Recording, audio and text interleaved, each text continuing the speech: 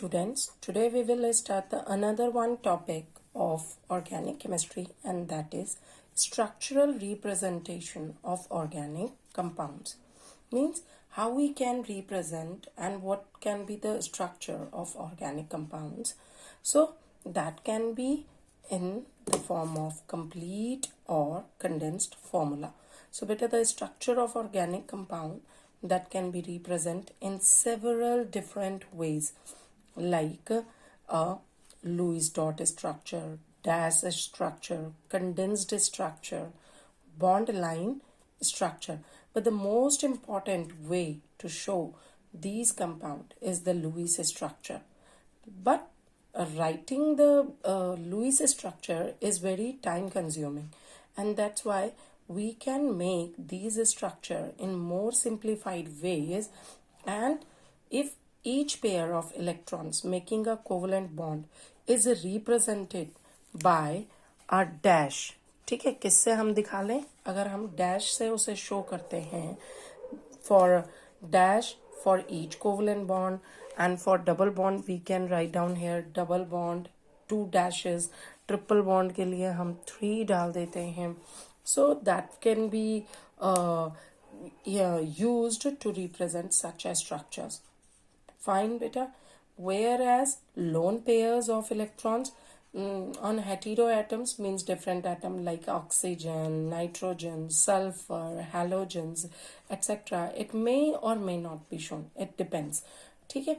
So as you can see here, this is a ethane structure. CH3, CH3, और मैंने पूरे bonds आप लोगों को दिखाए हैं. ये देखिए. Similarly, this is the structure of ethene, in which I am showing a single bond with the carbon and hydrogen, and carbon is showing a double bond here, and again carbon is showing a single bond with ethene. So these type of structures are known as a complete structural formulas. इन्हें हम क्या कहेंगे? Complete structural formulas. Whereas when the structural formula further omitted by the some abbreviation, omitting some or all the dashes, depend करता है कि कितने dash हम उसमें से omit कर देते हैं, तो then that will be the condensed structural formula. जैसे कि देखो यहाँ पे मैंने डैश नहीं दिखाया, कई बार दिखा भी सकते हैं, लाइक CH2 इथीन के केस में, बट हाइड्रोजन और कार्बन के डैशेस मैंने क्या कर दिए? हटा दिए. Here also in case of ethane, I just remove these dashes. So this is a condensed, these type of structure will be considered as the condensed structural formula. Is it clear, beta? Whereas there is another one structure also which is known as a bond line structure, and in this one the basically this is the simplest one or short and convenient method or representing organic molecules. ठीक है बेटा, किसी भी molecule को represent करने के लिए. और इस मेथड के अंदर हम क्या करते हैं? That carbon bonds are shown by the lines drawn in a zigzag fashion. Zigzag, ठीक है, ऐसे और ऐसे करके दिखाएंगे आप. So that can be shown in a zigzag fashion, and carbon atoms by the line ends and intersection. ठीक है. Single bond represented by the single line, एक लाइन से रिप्रेजेंट किया जाता है सिंगल बॉन्ड, ऐसे. ठीक है. A double bond by 2 parallel lines, जैसा मैंने पहले बताया था, and triple bond by 3 parallel lines. Whereas although the carbon atoms are not shown in carbon atoms are not shown, but all atoms other than carbon and hydrogen, ठीक है, line junction में आपके carbon और hydrogen को छोड़ के, जैसे कि ऑक्सीजन है, नाइट्रोजन है, halogen etcetera, that are shown in the zigzag line. बस कौन कौन से नहीं दिखाई जाते हैं? Carbon and hydrogen atom. और जो लाइन जंक्शन होता है मीन्स वेयर 2 लाइन्स मीटिंग, यहाँ पर, या ये देखिए अब यहाँ पर. So where 2 lines meet, that at that junction, at line junction, we can say that is here, just 1 minute, ठीक है, At a line junction, it denotes carbon atoms and bonded to appropriate number of hydrogen atoms, which is required to satisfy the valency of carbon atoms. Okay बच्चे, so for example ये बनाया हुआ मैंने structure. अब इसमें देखो बेटा, एक कार्बन यहाँ 2 3 4 5 6 7 8. सो 8 carbon is showing. It means ये क्या है, ऑक्टेन का स्ट्रक्चर है. और अगर आप देखो तो यहाँ पे एक स्ट्रेट लाइन आ गई. This straight line is showing a methyl group, CH3 group, क्योंकि ये कहीं नहीं जुड़ रही. So you can see here ये वाला पॉइंट जो कि ओपन है, टर्मिनल है, एक ये और एक ये वाला पॉइंट. ठीक है. So all these 3 points are showing terminals and which represent CH3 group, methyl group. Whereas ये वाला point ये 2 points पे मिला के बन रहा है, here 2 3. ये जो है ये क्या है, unsubstituted intersection which is representing CH2 group. Am I clear बच्चे? ठीक है ये. So this is all about the bond line structure. ये क्या है आपका बॉन्ड लाइन स्ट्रक्चर है. Okay, now we are moving up to the, ये था वो मेन स्ट्रक्चर जिसे मैंने बॉन्ड लाइन से शो किया था. This is 3 1 2 3 methyl octane structure. You can see earlier. ठीक है, in the previous one page. Now next one is 3D representation of organic molecule. हम किसी मॉलिक्यूल को कैसे 3D में प्रेजेंट कर सकते हैं. तो पेपर पे बेटा by using certain conventions we can represent any 3D structure of organic molecule. For example अगर मैं बात करती हूँ इसकी, so this is solid wedge. ठीक है, ये एक solid wedge होता है, ये वाला एक dashed wedge होता है. तो इसमें सॉलिड वेज और डैश्ड वेज की हेल्प से हम क्या कर सकते हैं, 3D इमेज बना सकते हैं मॉलिक्यूल की फ्रॉम 2 डायमेंशनल पिक्चर. इसमें जो आपकी solid thick solid heavy line होती है on the solid wedge, it indicates that bond which indicates the bond lying above the plane of paper and projecting towards the observer. ठीक है बेटा, वो किसकी तरफ आ रहा है, toward the observer. Whereas जो डैश्ड लाइन होती है या डैश्ड वेज है, WEDGE wedge, it is used to represent a bond which is lying below the plane of paper. Am I clear? Below the plane of paper and projecting away from the observer. Wedges are used in such a way that the broad end is toward the observer. ठीक है, जो चौड़ा वाला होगा वो किसकी तरफ जाएगा, वो ऑब्जर्वर की तरफ जाएगा. ऑलराइट. whereas जो नॉर्मल और ऑर्डिनरी लाइंस है, ये जैसे ये 2 बॉन्ड्स है 1A 2, these 2 lines 2 bonds are lying in the plane of paper. तो ये किस पे आ रही है, प्लेन ऑफ पेपर पे आ रही है. ये bond away from the observer है और ये बॉन्ड टूवर्ड द ऑब्जर्वर है. ये आपका आ गया, one is below the plane, one is above the plane. So in this manner we can show the 3D structure or representation of any organic molecule on plain paper. Next बेटा आ जाता है हमारा topic, that is a classification of organic compounds. Now we can simply classify our organic compounds into 2 types. First of all, acyclic, or which we can say open chain compounds, and these are also the aliphatic straight or branched chain compounds, and the another one is the cyclic or closed chain compounds, जिनको कि हम ring compounds भी कहते हैं, alicyclic और aliphatic cyclic compounds भी कहते हैं. So simply acyclic compounds or open chain compounds contains open chains of carbon atom in their molecule, and these carbon chains may be either straight chains और branch chain. जैसे कि अगर मैं बोलती हूँ ब्यूटेन, आप लोगों ने 10th में किए मैं ये थोड़े बहुत, ब्यूटेन, ब्यूट 2 इन, ब्यूट 1 आइन, So all these are the examples of a acyclic compound. अगर मैं branched chain compounds में कहती हूँ इसी category में, so it is 2-methyl propane, ठीक है, 2-methyl propene. So all these are comes under the category of acyclic compound. Whereas if we are talking about open chain compounds, these are also known as, मैंने जैसे पहले कहा, aliphatic compounds. ठीक है, इनको हम aliphatic compounds भी कहते हैं. Why these compounds are known as aliphatic compounds? Because this class of compounds were obtained either from animal और vegetable fats. याद रहेगा ये किससे मिलते थे? एनिमल और वेजिटेबल फैट से मिलते थे, and that's why these are known as aliphatic compound. Now we move up to the second category which is known as cyclic और क्लोज चेन और रिंग कंपाउंड्स. ठीक है बेटा, तो दीज कंपाउंड्स कंटेन वन और मोर क्लोज चेन्स और rings of atoms in their molecules. ना depending upon the constitution of ring, कैसी रिंग बनी है वो, these are further divided into two category. One is homocyclic and another one is heterocyclic compounds.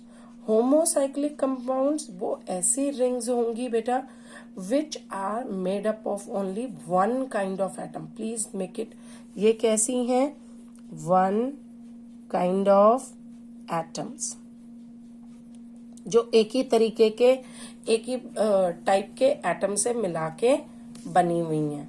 ठीक है, so that is one kind of atoms. Whereas heterocyclic which is made up of different kind of atoms.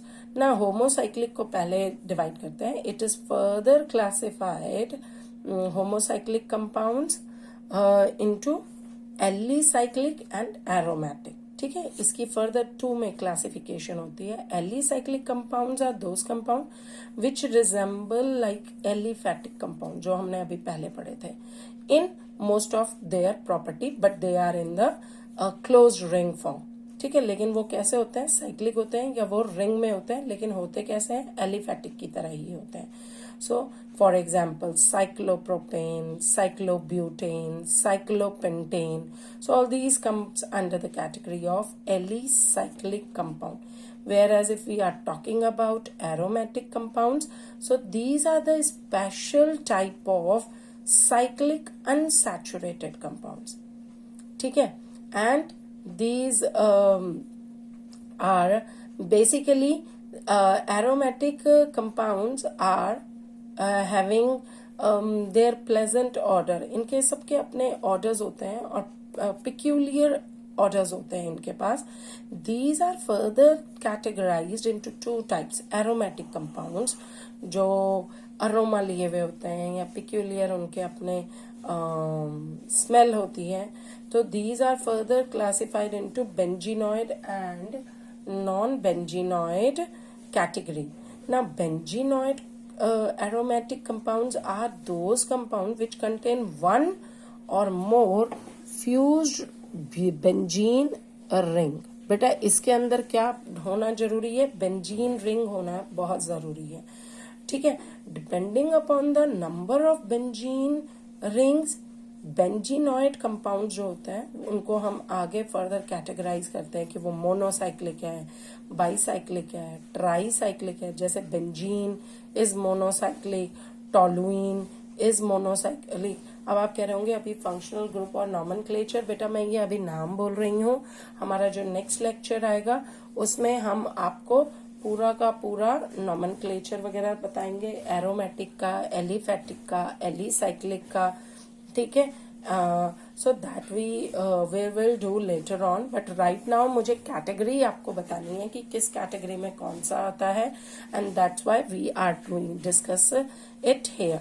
तो मैंने जैसे कहा कि monocyclic अगर एक ही benzene ring present है, एक ही बेंजीन रिंग प्रेजेंट है ऐसे, तो it will be monocyclic. If there are 2 more than one benzene ring present, then if it will be 2, then it will be bicyclic. जैसे कि आपका होता है बाईसाइक्लिक में नैप्थलीन, और ट्राईसाइक्लिक होता है एंथ्रासीन, और मैंने इस मोनोसाइक्लिक का बता दिया बेंजीन, टोलुइन, फिनॉल एटसेट्रा. ठीक है बच्चे.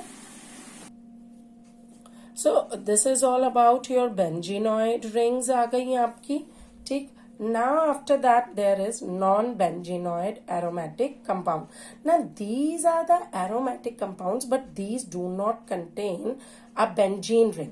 इनमें बेंजीन रिंग नहीं होती, but instead of benzene ring these contain other highly unsaturated rings and which are known as non-benzenoid aromatic compound. For example, tropone, tropolone or your azulene. So these are known as the non-benzenoid rings. ठीक है? Is it clear to everyone? Now we move up to the another category and that is heterocyclic compound. Now these are the cyclic compounds which contain one or more heteroatom in their rings. जो एक से ज्यादा different atoms अपनी ring में लेकर के आते हैं और अनसैचुरेशन भी होते हैं और रिंग भी प्रेजेंट होती है, उन्हें हम क्या कहते हैं? हेटेरोसाइक्लिक कंपाउंड्स कहते हैं। ये कंपाउंड्स फर्दर दो टाइप में कैटेगराइज किए जाते हैं। One is the alicyclic hetero cyclic compounds and another one is aromatic heterocyclic compound. Now alicyclic heterocyclic compounds are those compounds which contain one or more heteroatoms in their rings. ठीक है, जिनके पास एक से ज्यादा heteroatom होगा, जैसे कि मैं बोल दूं आपको ऑक्सोलैन और ऑक्सीटेन और ऑक्सीनेन, तो इनके अंदर ये क्या आ जाएंगे? एलिसाइक्लिक और एलिसाइक्लिक हेटेरोसाइक्लिक कंपाउंड्स। अगला आ जाता है एरोमेटिक हेटेरोसाइक्लिक कंपाउंड्स। ये वो कंपाउंड्स हैं जो वन और more hetero atoms in their molecules में रखते हैं।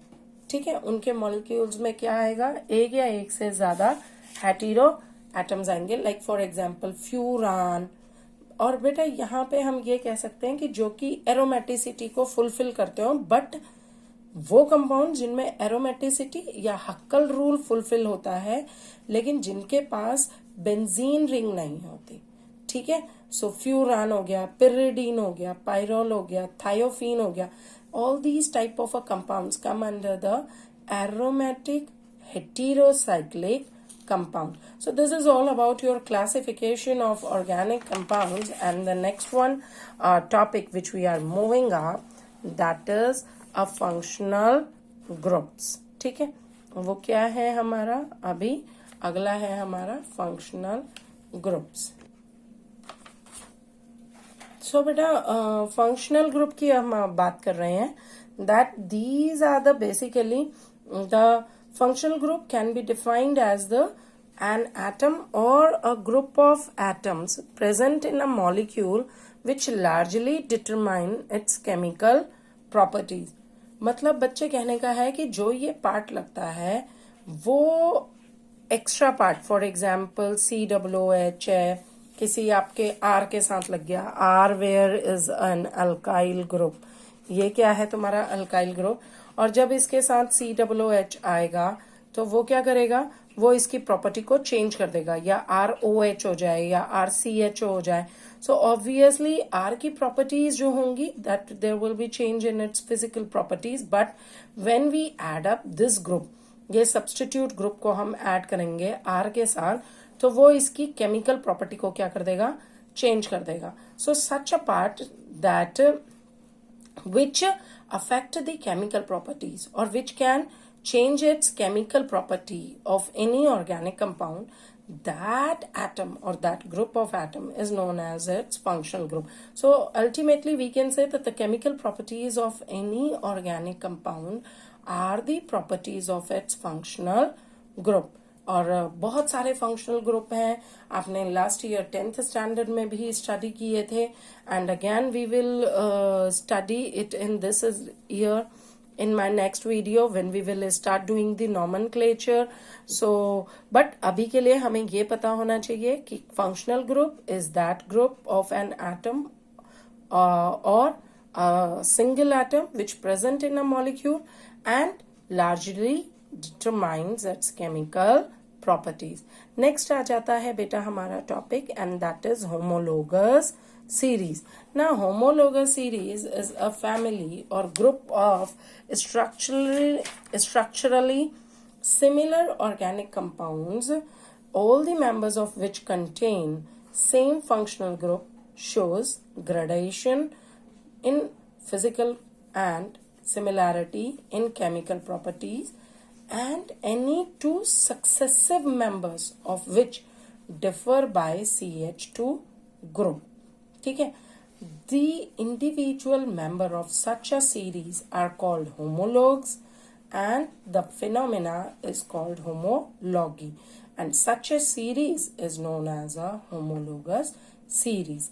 तो कहने का मतलब ये है कि इसके अंदर होमोलॉगी, जैसे कि अगर मैं एल्केन्स के पहले 6 मेंबर्स ले लेते हूँ तो ये होमोलॉगस सीरीज हो जाएगी आपके एल्केन्स की. For example methane, ethane, propane, butane, pentane, hexane. Similarly अगर होमोलॉगस सीरीज ऑफ अल्कोहल लेते हैं, so the first 4 members or the series of first 4 members of alcohol is methanol, ethanol, propanol, butanol. So बेटा ये क्या है? These are the homologous series. This is a homologous series of alcohol. It is a homologous series of alkane. So what are the characteristic features of a homologous series? पहली चीज, each homologous series can be represented by a general formula, जैसे कि ये है CnH2n plus 2. All the members of a given homologous series possess same functional group. यहाँ पे देखो बेटा, सब एक ही फंक्शनल ग्रुप है, सिंगल बॉन्ड है सब में. यहाँ पे देखो तो यहाँ functional group is same, that is OH. Next आ जाता है द सक्सेसिव मेंबर. देखो यहाँ पे देखोगे तो ये CH4 है और यहाँ पे क्या बढ़ा, एक कार्बन इंक्रीज हुआ है और यहाँ 4 था, यहाँ 6 हो गया, मीन्स इट डिफर्स बाय 2. अगले में देखिए बेटा, again here you can see, यहाँ 2 था, यहाँ 3 हुआ, मीन्स 1 कार्बन इज एडेड. यहाँ 6 था, यहाँ 8 हो गया, so again it is 2. Similarly here you just can visualise CH3OH. अब CH3OH तो है ही यहाँ पे, 1 CH2 group is extra. Now just have a look here, successive member में यहाँ CH3 CH2OH, here CH3 CH2OH, so this CH2 is extra. So again, so it means we can say the successive members of a homologous series that can be differ by CH2 group. और CH2 group में हमारा क्या बनेगा बेटा, C carbon 12 और hydrogen कितने हैं, 2 hydrogen, means 12 plus 2 which is equals to 14. तो 14 यूनिट से ये क्या करते हैं, 14 मास यूनिट से डिफर करते हैं. Another one, individual members of a homologous series that can be prepared by general method of preparation which is developed for that series. Simply उसी मेथड से आप उसको जो कि सीरीज के लिए डेवलप किया है उसी से उसको प्रिपेयर कर सकते हैं. फिजिकल प्रॉपर्टीज जैसे कि density, melting point, boiling point of homologous series show a regular gradation, कम होती चली जाएंगी with rise in molecular mass. नीचे नीचे की तरफ जैसे जैसे जाएंगे molecular mass goes on increasing and there will be decrease in values of density, melting point, boiling point, etc. Chemical properties of all the members of a homologous series that will remain same, whereas it may be possible that the first members show the variation in their chemical property with respect to rest of the members. ठीक है बेटा, so thank you.